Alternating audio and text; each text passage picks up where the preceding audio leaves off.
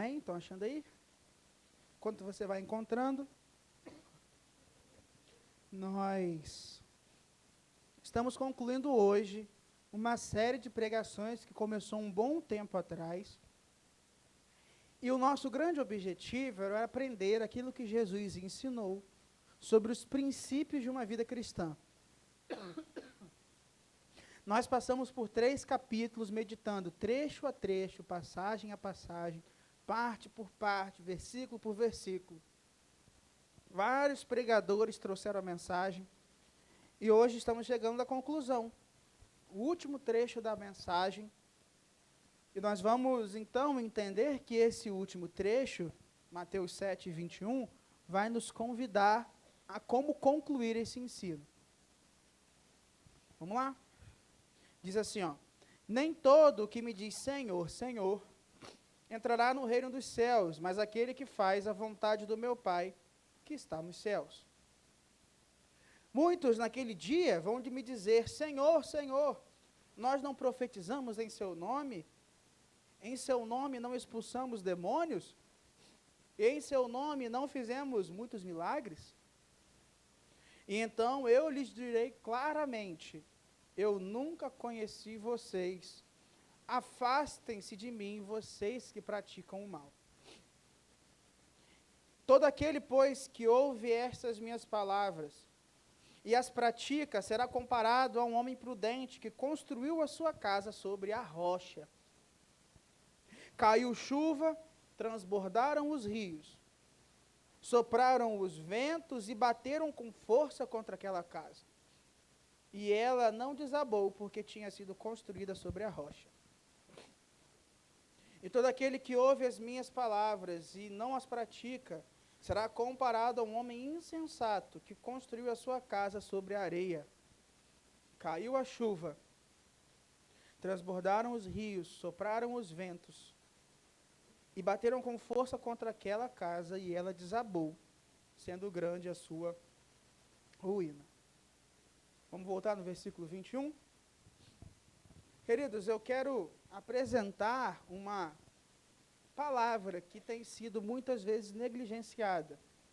Negligenciada porque vivemos um período onde esperamos receber as coisas de mão beijada, quase como presentes, com facilidades. Curioso que eu estava até conversando com o Benedito aqui mais cedo, a gente estava chegando, estava botando aqui as cadeiras e tudo mais. Aí a gente estava compartilhando que se não tiver um cansaço nas coisas, tem algo errado. Porque nós vamos colher nesse mundo a partir do fruto do suor do nosso trabalho. Então, nós estamos vivendo um período hoje, um momento na história, na cultura, onde nós queremos as coisas prontas e fáceis. Nós queremos a comida pronta e fácil, queremos o nosso salário cada vez mais fácil, queremos as nossas coisas rápido, queremos que nossos pedidos sejam atendidos de forma imediata, queremos as coisas do nosso jeito e cada vez mais rápido.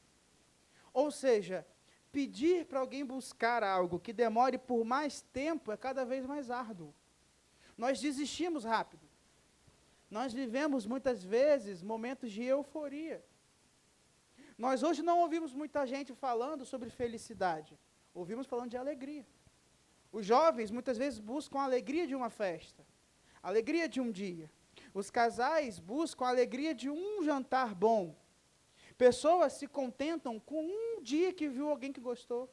Não buscam coisas contínuas, porque o que é contínuo exige trabalho, exige processo, exige perseverar. E a palavra que eu quero apresentar é disciplina. Porque nós escutamos e estudamos várias bênçãos, vários ensinamentos, mais de meses. E se eu perguntar o que disso já começou a fazer parte da sua vida? E nós percebemos que tem coisas que não fazem parte, o que temos que fazer para buscar? Então, para concluir, nós vamos saber como uma disciplina é fundamental para que venhamos praticar e ter uma vida igual a Jesus. E essa palavra disciplina, ela pode estar indo contra muito do que nós vivemos como resultado bom de um processo. Olha o versículo 21. Nem todo aquele que me diz Senhor, Senhor, entrará no reino dos céus.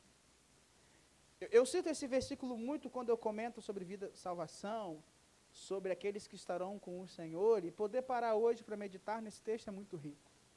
Queridos, o povo para o qual Jesus estava falando era o povo hebreu, os judeus.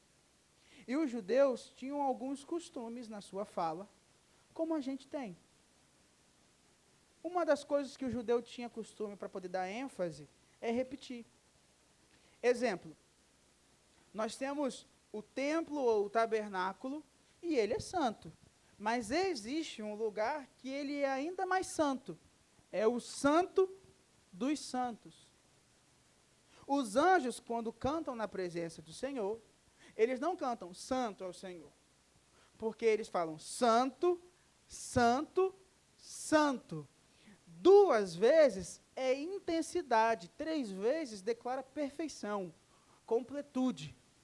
Então Deus não é apenas santo, não é santo apenas em grande intensidade, mas ele é completamente santo. Então, santo, santo, santo é o Senhor. Então, 3 vezes a palavra. E aqui nesse texto, o versículo 21, diz que nem todos, repare, não quer dizer que as pessoas que falam Senhor, Senhor, não irão para o céu. Mas diz que nem todas que disserem isso irão para o céu. E ele se refere a alguém que com ênfase, com intensidade, talvez num dia em alta euforia disse, Senhor, Senhor.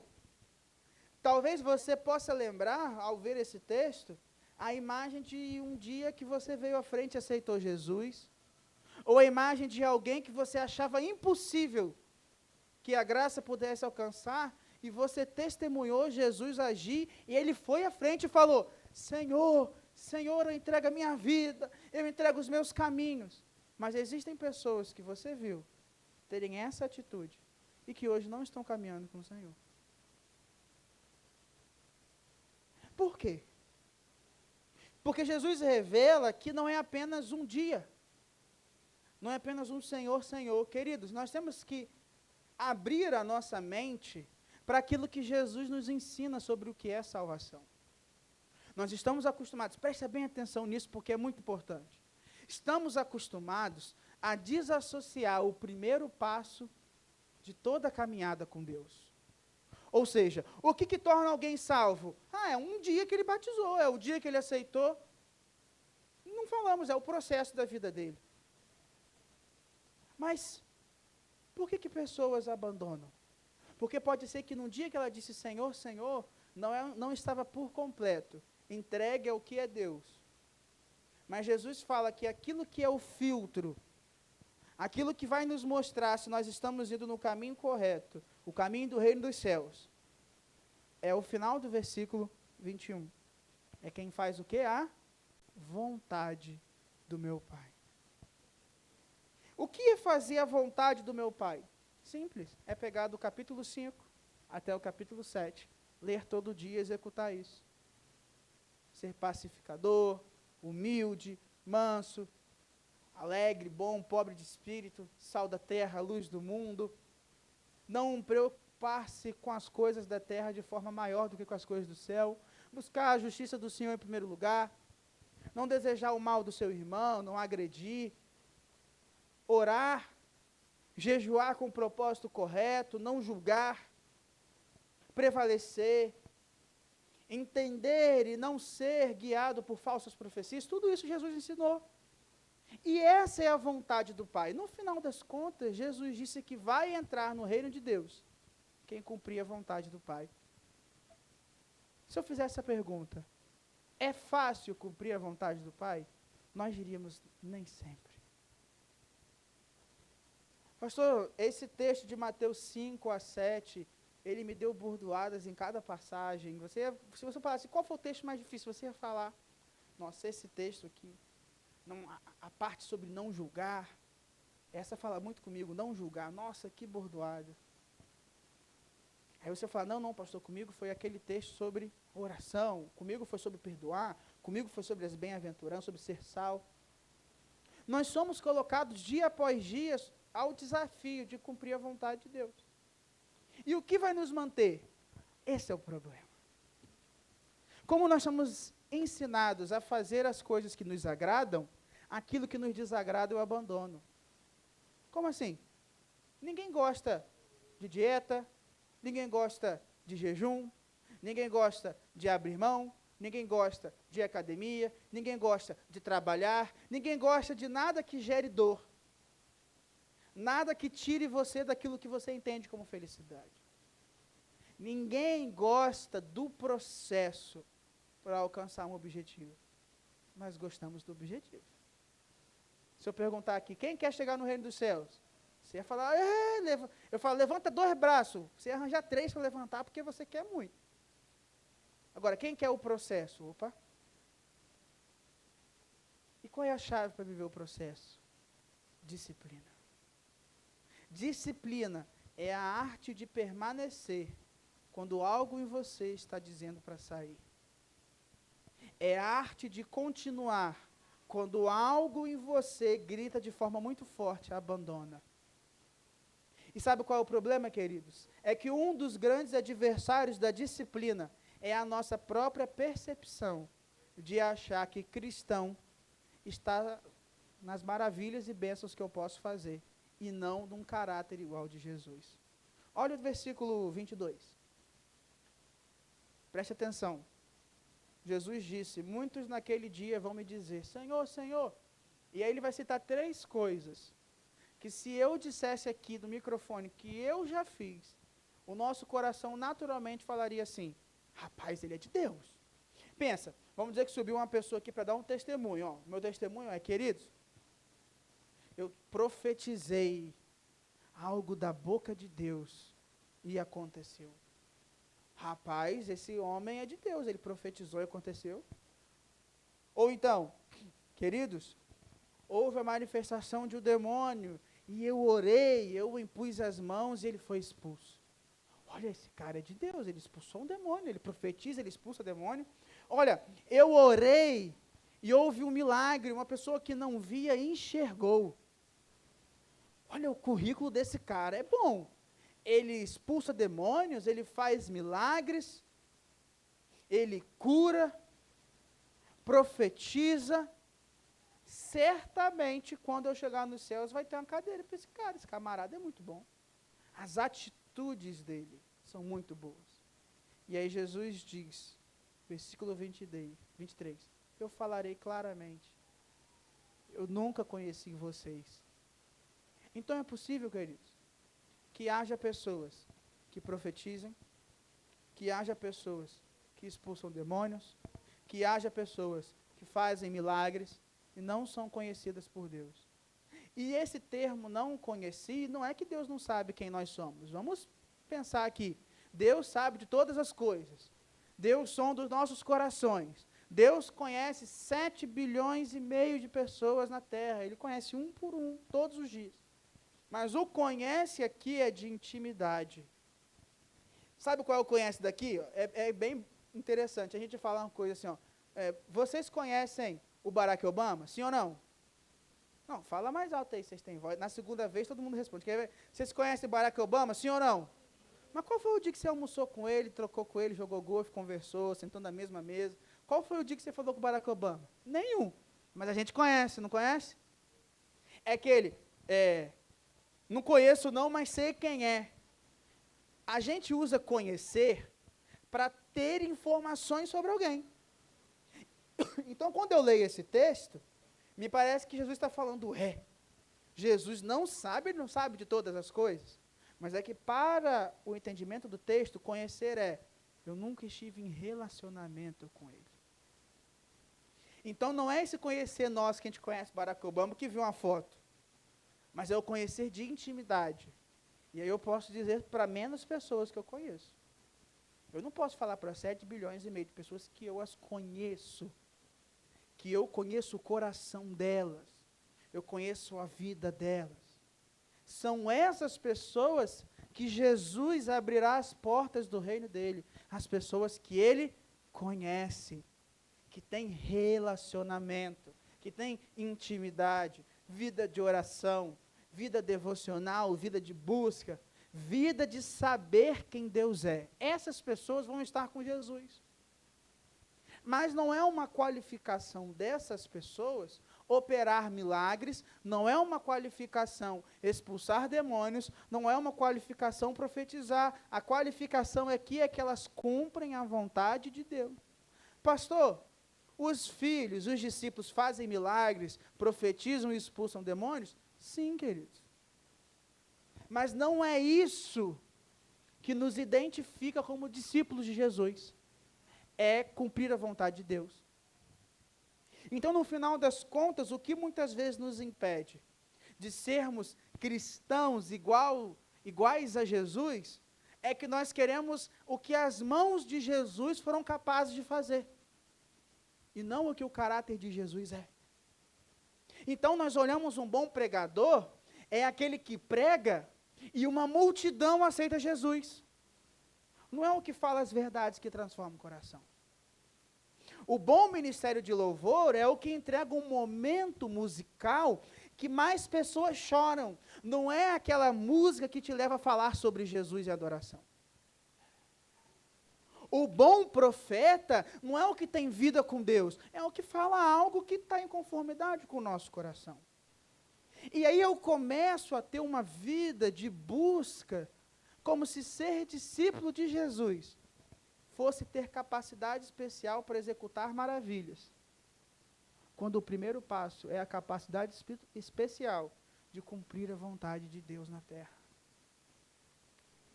Se a sua vida for pautada em buscar a bênção do que se pode fazer, você vai perder a bênção daquilo que você pode ser. E aí pode ser que você se frustre. Sabe qual é o mais triste? Tenta imaginar comigo aquela pessoa que no fim dos tempos chega perante Jesus com um currículo de 25 demônios expulsos, 14 profecias, 13 milagres, mas não sabe o coração de Jesus. A frustração dessa pessoa, Jesus fala, não te conheço. Eu não sei quem é você. E a frustração dessa pessoa ao ver pessoas humildes e simples, que talvez nunca tenham visto, nunca tenham percebido que profetizaram, nunca expulsaram um demônio, que nunca impuseram as mãos e curaram, mas pessoas que cumpriram a vontade de Deus, com caráter transformado, guiada pelo Espírito, vida de oração, entrando e herdando a vida eterna. Que grupo você quer ser? O primeiro da perdição ou da vida eterna? Claro que é o da vida eterna. Mas nós temos a disciplina para alcançar isso? Alcançar a vontade de Deus? Eu acho que uma das maiores dificuldades que temos como igreja hoje, igreja em 2023, igreja na cultura onde cada um quer fazer o que pensa, igreja na cultura onde cada um tem a sua verdade, cada igreja parece que busca a sua, e às vezes se perdem em ser irmãs, e a sociedade está ali, as redes sociais, todo mundo opina, reparou? Todo mundo tem opinião perfeita sobre tudo, todo mundo fala sobre tudo, ninguém dá o braço a torcer, numa sociedade que cada vez a minha vontade está mais forte. Eu acho que o grande desafio que teremos é retornar o nosso olhar e o nosso coração para a obediência e disciplina. Então, eu acredito que o maior desafio que teremos daqui para frente como igreja não é tão somente descobrir os nossos dons maravilhosos, não é ter atuações ainda mais poderosas e plenas no Espírito, não é apenas se aprofundar, não é apenas uma experiência de adoração diferente, não é apenas a sensibilidade à presença de Deus diferente, não é apenas a capacidade de aprender mais da Bíblia, não é apenas a capacidade de orar por mais tempo, não é apenas isso. Mas eu acho que o desafio que teremos no final desse ano, em 2024, daqui para frente, com a sociedade que se apresenta, é ter a capacidade de obedecer aquilo que Deus quer de nós, independente das circunstâncias.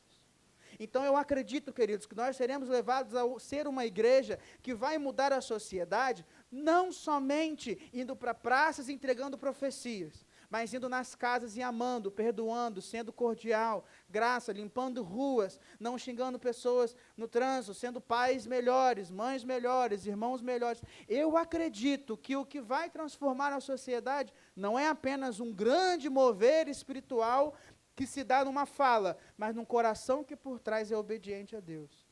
E pode ser que por isso, grandes avivamentos e manifestações da presença do Espírito não estão acontecendo em nosso meio. Porque se acontecer, pessoas podem ficar orgulhosas de falar, eu participei do avivamento, tal, eu vi, e o coração delas não cumpre a vontade de Deus. Ou seja, pode ser que Deus esteja nos levando para uma transformação do nosso coração. Pode ser que a igreja não seja uma transformação externa, mas um coração transformado. A capacidade de obedecer a Deus apesar das circunstâncias. A capacidade de submeter o nosso coração e vontade a Deus, apesar do que for difícil. E aí cada um tem o seu calo. O calo de alguns vai ser acordar cedo. Vou tornar prático. Às vezes acordar cedo para vir para a EBD. A distância para congregar como igreja. Ajustar no ministério que você está. Cada um tem um. Quando eu digo ajustar, cantar melhor, tocar melhor, operar melhor, pregar melhor, falar melhor, ensinar melhor. Paciência, controlar a língua, a impaciência, o domínio próprio, a felicidade, ser mais amistoso. Cada um vai ter o seu desafio, cada um de nós tem. O relacionamento mostra. E eu acredito que o nosso desafio como igreja vai ser dominar isso.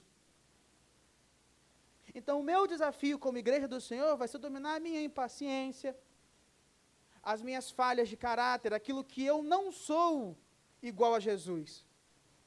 Mas eu só consigo dominar isso se eu for capaz de controlar a mim mesmo na presença de Deus. E fazer isso requer disciplina. Requer mudar hábitos. Requer abandonar alguns lugares. Requer esforço. Só que nós não somos o povo que quer as coisas pelo esforço. Por quê? Porque nos acostumamos a uma cultura de uma graça que parece muito mais fraca do que aquilo que falamos. Porque não damos o poder, a graça de Deus de nos transformar. A ponto de falarmos, porque eu vivo pela graça, eu não preciso mudar. E você está enfraquecendo a graça de Deus. Porque aqueles que são alcançados pela graça de Deus já mudaram, já são diferentes. Se eu não estou diferente, eu não fui alcançado pela graça. Pode ser que ela pegou só minha perna ou meu braço, mas eu não fui alcançado pela graça. E se eu não cumpro a vontade do meu pai, eu não sou um bom filho. Se eu não cumpro a vontade do meu Senhor, eu não sou um bom discípulo. Então, algo tem que mudar. Olha o versículo 24. E é interessante que do versículo 24 ao 27, quando Jesus apresenta essa parábola, é a última. Pensa que nos últimos 2 meses e meio, nós estudamos um único sermão de Jesus. Pensa isso. Era um dia só que Jesus estava falando isso tudo. A gente levou 2 meses e meio falando. E ele levou tudo. Aí ele escolheu terminar assim, entendeu? Eu imagino que estava todo mundo assim, ó. Uau! Por que eu imagino isso? Vai no versículo 28 rapidinho.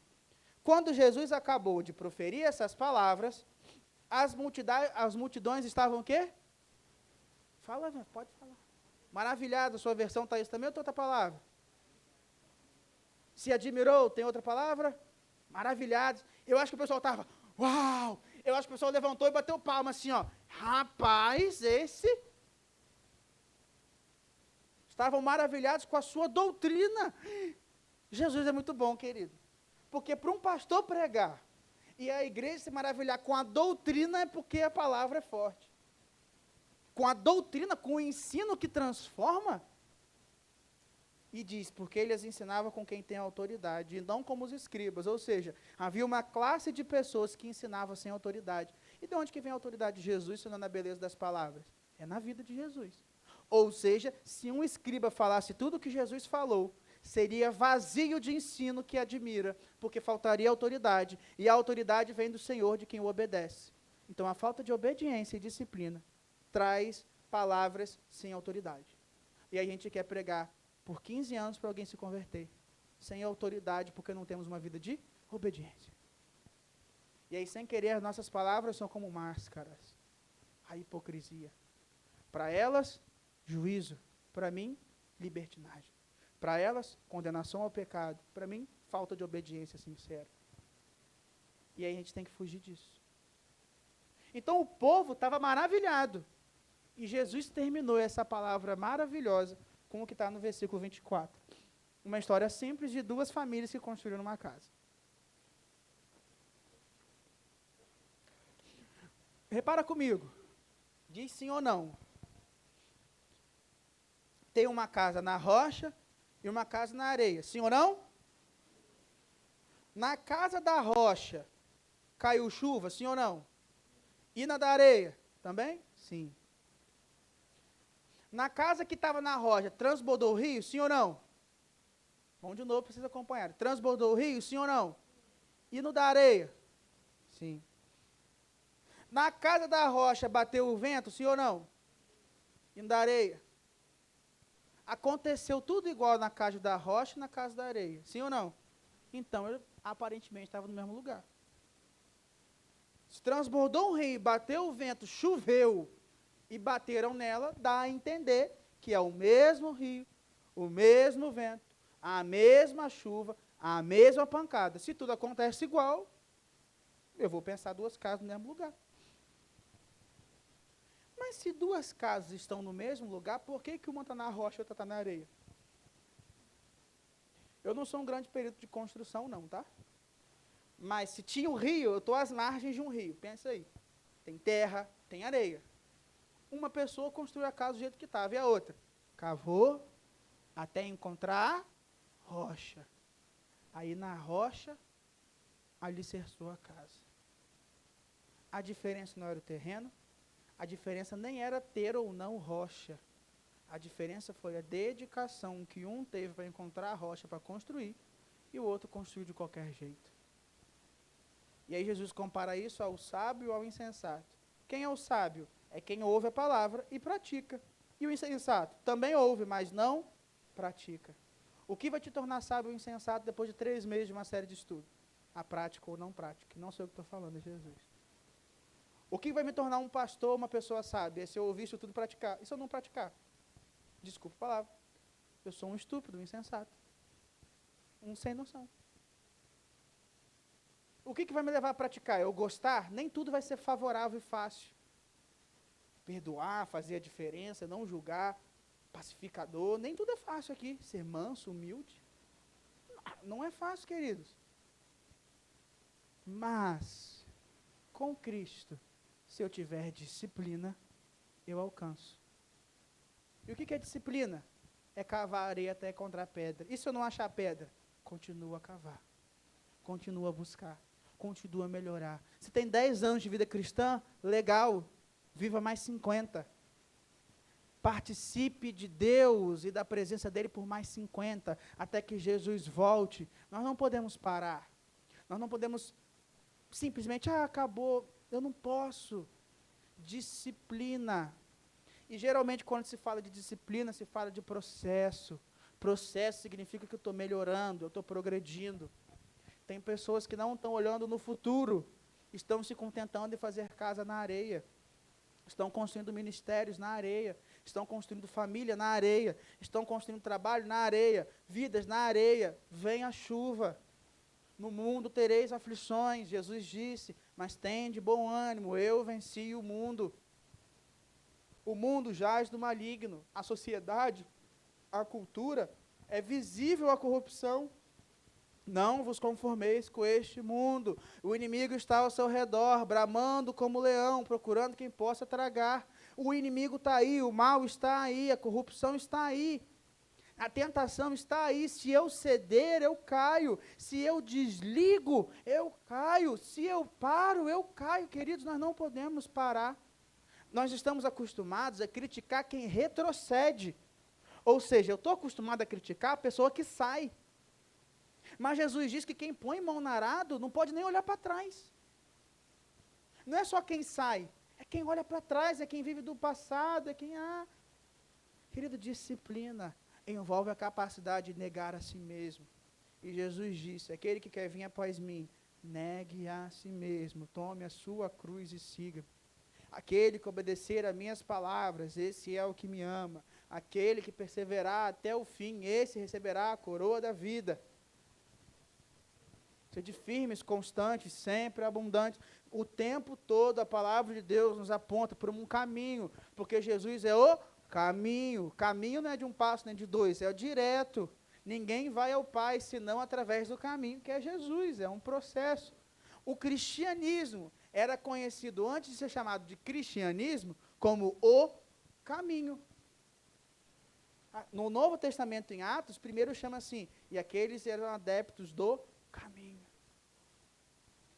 E eles tiveram disciplina, mesmo morrendo, sendo perseguidos, jogados para leões, pobres, cultuando escondidos, sendo decapitado, crucificado, queimado, degolado. Disciplina, obediência. Eu olho hoje a nossa vida e nós nos contentamos com pouco. Tanto é que pequenos testemunhos de obediência nos afrontam.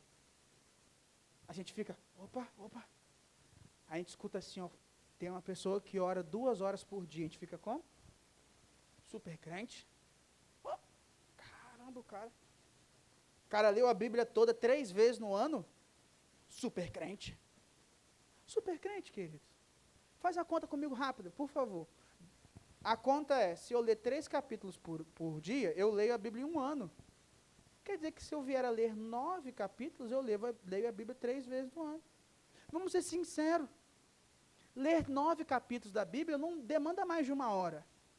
Eu estou mandando você ler 9 capítulos não, mas não é algo de super crente, é algo de quem tem disciplina. Porque tem gente que faz 2 horas e meia de academia. Então isso é disciplina. Está vendo que o que nos está afastando da vida igual a Jesus não é o recurso, é a disciplina? Eu queria muito tocar violão melhor para ministrar o louvor. Disciplina. Operar melhor a mídia, as tecnologias, as palavras, pregar, ter uma oração que alcance o Senhor, uma vida diferente, um caráter aprovado. Disciplina. O que está nos faltando é disciplina. Existem áreas da nossa vida que não vão se transformar amanhã. Você vai ver o fruto em junho de 2024. E até lá, disciplina. Nós estamos querendo as coisas fáceis. Queridos, eu não posso oferecer o caminho fácil. Eu não posso dizer que eu sou o pastor que Deus vai usar para o caminho fácil. Não tenho condições de falar isso. Queria, tá? Não sei se eu estou frustrando alguém falando, pastor. Eu não posso dizer que vai ser o caminho sem pedras, que vai ser o caminho sem espinhos, o caminho perfeito, mais feliz, simplesmente assim, sabe, com arco-íris, cores, tudo verdejante e bonito. Esse não é o caminho. O caminho é estreito. A Bíblia diz, o caminho é estreito. É difícil de andar. Nem sempre é confortável. Às vezes é doloroso. Não dá para ficar parado nele. Vamos ter que aprender no caminho.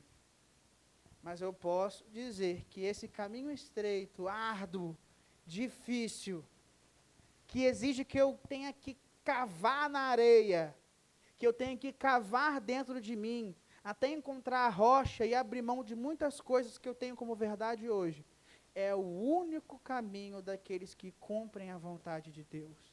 E é o único caminho que leva até Cristo. Eu não posso prometer a cura que viveremos um caminho fácil. O que eu posso prometer é que eu vou dedicar minha vida para, junto com os irmãos, viver o caminho de Cristo. E viver o caminho de Cristo requer sacrifício, requer abrir mão de algumas coisas. E nós não somos o povo que abandona e recua, não. Somos o povo que avança. Estamos terminando o Sermão do Monte. Que vitória! Terminar uma série de estudos como essa. Nossa, foi árdua. Concluir isso é bom. Pastor, perdi algumas coisas. No YouTube tem tudo. O pessoal fez ali a playlist. Se vai faltando uma outra, eles vão estar colocando essa semana. Tem uma playlist todinha. Princípios da vida cristã. Perdi, quero assistir, eu assisto. E pastor, é muita coisa. Se são 2 meses e meio, são 12, 15 palavras, como é que eu vou assistir tudo? Nem vou ficar repetindo disciplina toda hora, né? Vou ter que buscar. E vai vir novas séries, novos estudos. A gente vai continuar a progredir. Mas eu clamo ao Espírito de Deus para que Ele nos conduza a corações obedientes, a corações que sejam disciplinados, cumpridores da vontade de Deus, que aceitem a vontade do Senhor acima da nossa, para que nós possamos alcançar aquilo que Deus tem para nós. Então eu te convido, queridos, a, nesse momento, fechar seus olhos e apresentar ao Senhor quais têm sido os seus obstáculos para se manter firme, disciplinado e obediente na presença de Deus. Feche seus olhos. Pergunta a Deus. Porque existem obstáculos que às vezes parecem invisíveis aos olhos humanos, mas mediante o Espírito nada é invisível. Existem coisas que estão ocupando o seu tempo hoje e você ainda não percebeu. Existem ambientes que estão consumindo você a ponto de não conseguir ter força para ser obediente e você não percebeu. Existem pessoas que estão te impedindo de caminhar porque elas são peso, elas jogam contra e você não percebeu. Existem atitudes, existem falhas em nosso caráter, em nossas atitudes, em nossos pensamentos, que estamos aceitando até hoje, dando legitimidade para que isso se torne corrente. Existem gaiolas que estão abertas, mas você está escolhendo como pássaro viver dentro. Existem cadeados e correntes que já foram quebradas, mas você está escolhendo ainda enrolar o seu pé nela. Existe um caminho que já foi oferecido, mas você está escolhendo ir por outro. Existe um propósito que Deus já te entregou e você está escolhendo viver em outro. E o Espírito que sonda o coração é capaz de sondar o seu coração, te apresentar o caminho mau, apresentar o caminho que não é o caminho que Deus tem para você. Meu Pai, eu quero declarar pelo poder do Teu Espírito que nós somos aqueles que seremos conhecidos como filhos obedientes. Uma obediência que vai além do nosso querer humano, além das nossas limitações humanas, porque ela vem do alto, vem do Teu Espírito, Pai. Que o Senhor nos encha, nos preencha de disciplina, da capacidade de permanecer, da capacidade de continuar, de pagar o preço, de buscar mais, de nos envolvermos mais, de nos abrirmos mais, de sacrificarmos aquilo que não é da Tua vontade, de negarmos a nós mesmos para encontrar o Senhor em nosso caminho. Senhor, nos dê a capacidade de sermos filhos obedientes. Livra-nos dos obstáculos, dos equívocos, dessas coisas que o Senhor nos revelou em nosso coração, que não fazem parte da caminhada de um cristão. Nos dê força para compartilhar, encontrar pessoas que nos ajudem, que nos dêem ânimo, que nos suportem e nos levam a crescer. Pai, transforma essa igreja num ambiente de filhos obedientes. Então, retire daqui toda desobediência, Pai. Que as pessoas possam abandonar aquilo que são desobediências para viver perante a Tua vontade. Nós não queremos ser conhecidos tão somente por milagres, por profecias, por atitudes, não. Nós queremos que isso surja de um coração que cumpra a Tua vontade, Pai.